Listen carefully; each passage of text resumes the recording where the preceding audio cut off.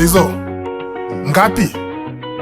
Swali ambalo dunia hulipenda kuliko hata salamu. Una miaka mingapi? Una followers wangapi? Una shahada ngapi? Una watoto wangapi? Unaingiza shingapi? Una viwanja vingapi? Unafahamiana na watu wangapi? Kana kwamba thamani ya maisha imefichwa ndani ya kalkuleta. Tangu tunazaliwa tunageuzwa hesabu. Amezaliwa na kilo ngapi? Urefu sentimita ngapi?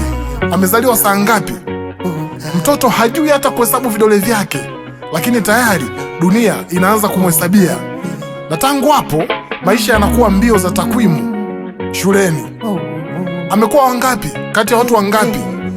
Amepata division ngapi ya pointi ngapi? Ana GPA ya ngapi? Kana kwamba akili inaweza kufungwa kwenye report card au cheti. Tumesahau kuna watoto walipata 0 darasani lakini wakaja kuwa mashujaa wa maisha, na kuna waliopata A zote lakini wakafeli somo la utu. Mtandaoni sasa, views ngapi? Likes ngapi? Subscribers wangapi? Followers laki ngapi? Mpaka watu wameanza kuishi kwa ajili ya notifications kuliko nafsi zao. Wengine wanatabasamu la Instagram lakini huzuni ya offline. Filter inaweza kusafisha sura lakini haiwezi kufuta huzuni na maumivu. Na hii dunia ya leo imejaa watu wanaotaka kuonekana kuliko kueleweka. Mtu ana followers 500,000 lakini akiumwa anapata pole 3 tu za WhatsApp. Mapenzi nayo yamekuwa hesabu.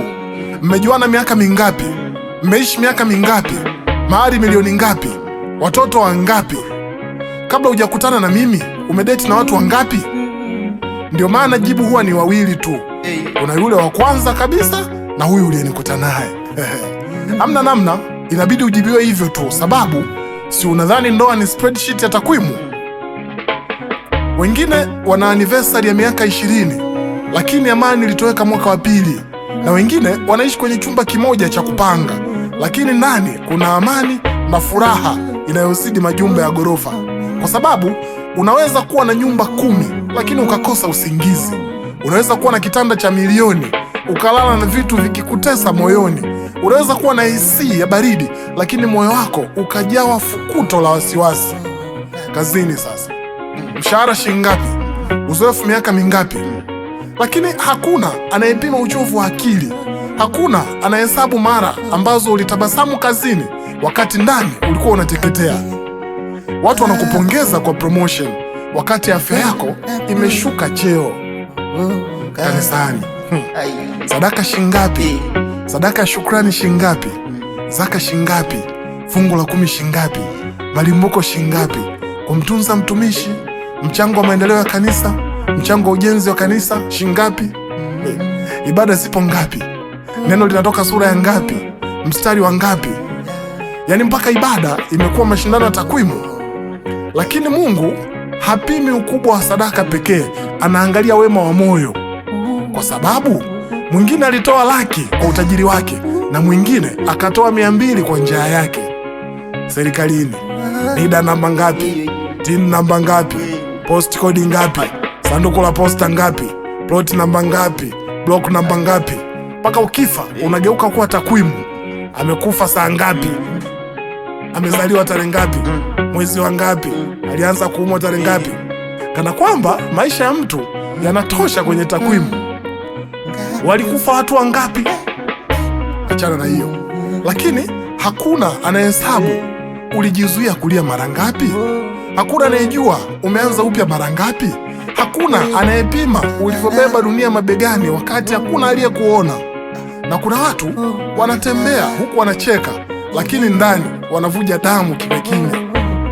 Na wakati dunia inahesabu magari, followers, fedha, vyeti na majina ya vyeo, kuna vitu muhimu havihesabiki. Upendo hauhesabiki, huruma haihesabiki, amani haihesabiki, wema hauhesabiki. Kwa sababu uzuri wa maua haupimwi kwa idadi ya matawi, bali kwa rangi na harufu yake. Usiniulize nina nini, niulize nina maana gani. Usiniulize nimefika wapi, niulize nimewafikisha wangapi au nimewafikia wangapi. Kwa sababu unaweza kuwa namba kwenye mfumo wa dunia, lakini ukawa sababu ya mtu kutokukata tamaa. Unaweza kuwa takwimu kwenye sensa, lakini ukawa jina kwenye maombi ya mtu. Maisha hayaharibiki kwa kukosa namba, yanaharibika yanapokosa maana. Na vitu vyenye maana zaidi duniani mara nyingi havihesabiki. Deizo, sijui nitarudi baada ya siku ngapi.